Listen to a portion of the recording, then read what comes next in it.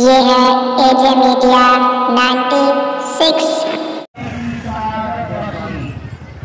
ये हमें इज्तिमाइयत का सबक देता है, मुसलमानों को इत्तेहाद और एक साथ मिलकर रहने का। कि जिस तरीके से आज इस ईदगाह के अंदर, हर सफे के अंदर हर तरह के इंसान, अमीर गरीब कमजोर सेहतमंद बीमार, सब के सब आज जमा हैं। इसी तरीके से यहाँ से बाहर की जिंदगी में भी एक मुसलमान की जिंदगी दूसरे मुसलमान के साथ इसी तरह होनी चाहिए। हेलो हेलो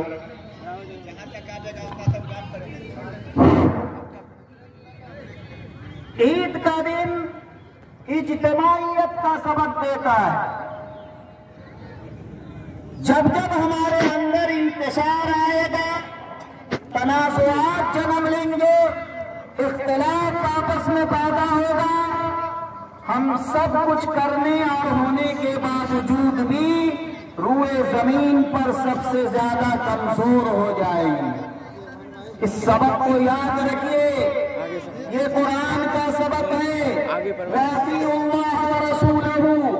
अल्लाह और उसके रसूल की इताअत करो, लेकिन साथ में वला तनाज़ऊ, आपस में किसी भी शोबे में किसी बात पर भी झगड़े मत, इख्तिलाफ का शिकार न बनो, दिली रंजिशें पैदा न करो, कुदूरत अपने दिलों में जन्म लेने न दो, वरना क्या होगा कि सब कुछ होने के बावजूद तज़हबी हुकुम, पूरी रूए जमीन से तुम्हारी हवा उखाड़ दी जाएगी, तुम कमजोर कर दिए जाओगे, तुम मिटा दिए जाओगे, तुम्हारा हश्र बहुत खतरनाक कर दिया जाएगा।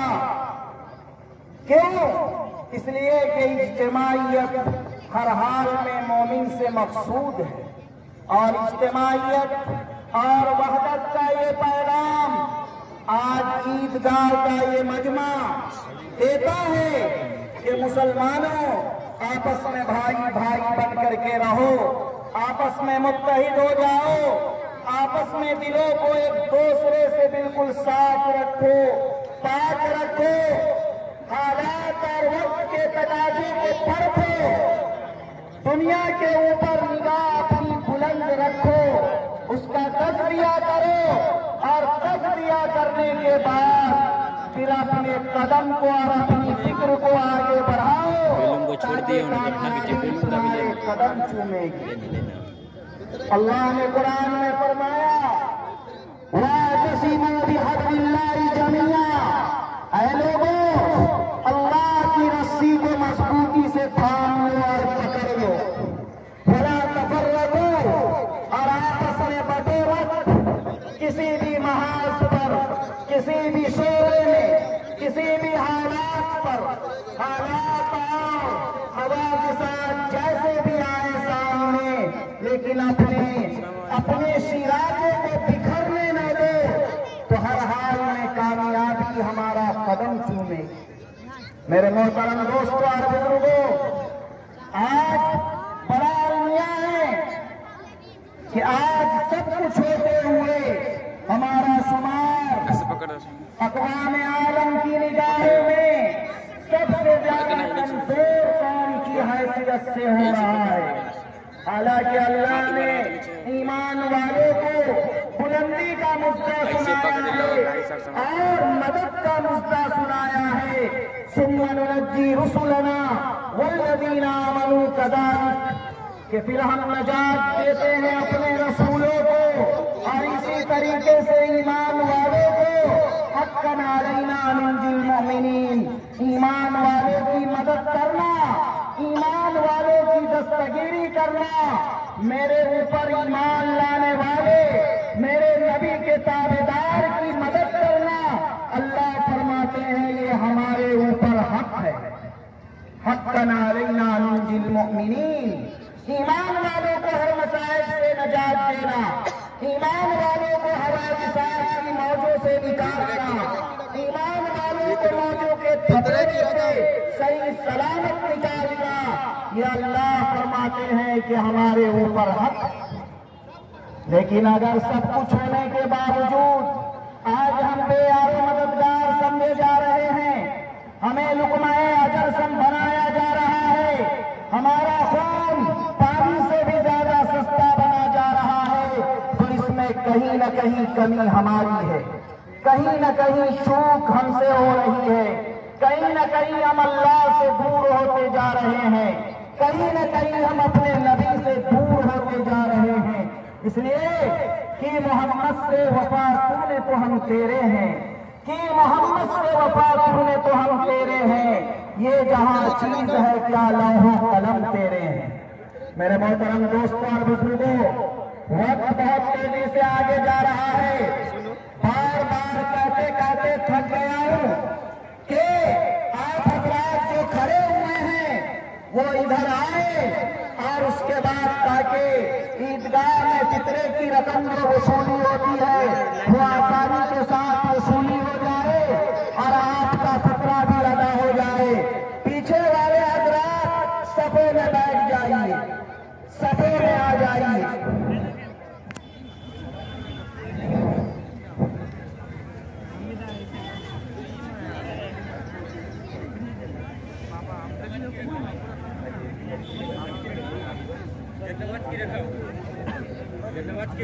मेरे मोहतरम दोस्तों और बुजुर्गों, आप हजरात पीछे वाले सफे में आकर बैठ जाइए ताकि काम में आसानी हो। चारों तरफ आप खड़े हुए हैं, सफे में आकर बैठ जाइए। भाई पीछे वाले सफे में आकर बैठिए। ये चारों तरफ आप हजरात खड़े हुए हैं, सफे में आकर बैठिए। सफे में आकर बैठने से काम में आसानी होगी और आप हजरात सवाब के मुस्तहिक होंगे। मेरा पैगाम कुरान और हदीस की रोशनी में आखिरी पैगाम ये है कि आप हजरात इत्तेहाद और इत्तेफाक को बनाने की कोशिश करें। बस्ती के एक किनारे का आदमी दूसरे किनारे से ऐसे मिला हुआ रहे जैसे घर के अंदर बाप बेटे से मिला हुआ रहता है, सगा भाई सगे भाई से मिला हुआ रहता है।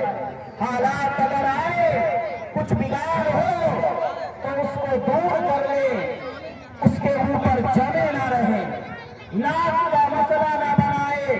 आज हमारी नाकें कटी जा रही हैं, आज हमारी पेशानी काट में मिली जा रही है, उसके बावजूद हम अपनी नाक का मसला समझते हैं। नहीं, अल्लाह के नबी सल्लल्लाहु अलैहि वसल्लम का तरीका ये है कि ईमान वाले जब किसी को कुछ हो जाए तो फौरन सुना कर लो, सलाम करने में पहल कर लो, मुलाकात करने में पहल कर लो। जो पहल कर लिया वो करीम है, शरीफ है, बाइज्जत है। अलबादियो बिस्सलाम बरीउम मिनल किब्र के सलाम में पहल करने वाला तकब्बुर से बरी है, वो बेहतर इंसान है। इसलिए मेरे मोहतरम दोस्तों और बुजुर्गों, मुत्तहिद हो तो बदल डालो निज़ामे गुलशन, मुंतशिर हो तो मरो शोर मचाते क्यों हो। एक हो जाओ तो बन सकते हो खुर्शीद नबी, वरना इन बिखरे हुए तारों से क्या बात बने। ईदगाह में आमदो खर्च जो हर साल होती है, लॉकडाउन से पहले तहवील में 31,200 रुपये, ईदगाह की रंगाई वगैरह 2022 में जो हुई उस पर खर्चे 14,840 रुपये, बचा 16,360 रुपये खर्च करके। ईद उल फित्र 2022 में आमद हुई 4520 रुपये खर्च करके, और ईद उल अजहा में आमद हुई 22 में 7,727 रुपये। टोटल अभी तक तहवील में बाकी है 28,607 रुपये। अब ईद उल फित्र की नमाज का तरीका आप हजरात से समाप्त कर ले। ईद उल फित्र की नमाज वाजिब है, 2 रकात है। उसकी नियत आप हजरात इस तरह करेंगे, नियत करता हूं मैं ईद उल फित्र की वाजिब, ईद उल फित्र की नमाज वाजिब 6 जायद तकबीरों के साथ वास्ते अल्लाह के रुख मेरा काबा शरीफ की तरफ पीछे इस इमाम के। नियत करता हूं मैं 2 रकात नमाज ईद उल फित्र की वाजिब 6 जायद तकबीरों के साथ वास्ते अल्लाह के रुख मेरा काबा शरीफ की तरफ पीछे इस इमाम। जब नियत आपने कर ली तो अल्लाहु अकबर इमाम साहब भी कहेंगे और हाथ बांध लेंगे और आप तमाम हजरात सना पढ़ने के बाद 3 मरतबा तकबीर कही जाएगी। पहली तकबीर में हाथ कानों तक उठाकर छोड़ देना है, दूसरी तकबीर में भी छोड़ देना है, तीसरी में हाथ बांध लेना है। क़िराअत फातिहा और सूरत की क़िराअत के बाद दूसरी रकात में जब उठेंगे तो पहले सूरह फातिहा और किसी सूरत की तिलावत होगी। फिर उसके बाद 4 तकबीरें कही जाएंगी। 3 तकबीरों में हाथ कानों तक उठाकर छोड़ देना है और चौथी तकबीर बगैर हाथ उठाए हुए अल्लाहु अकबर कहकर रुकू में जाना है। इस तरीके से नमाज पूरी होगी। नमाज के बाद खुतबे का सुनना जरूरी है। खुतबा सुनकर एक दूसरे से मिलकर आप हजरात अपने अपने घरों को दूसरे रास्तों से जाएंगे। जिस रास्ते से आए उसको पलट देंगे, सुन्नत तरीके पर जाएंगे।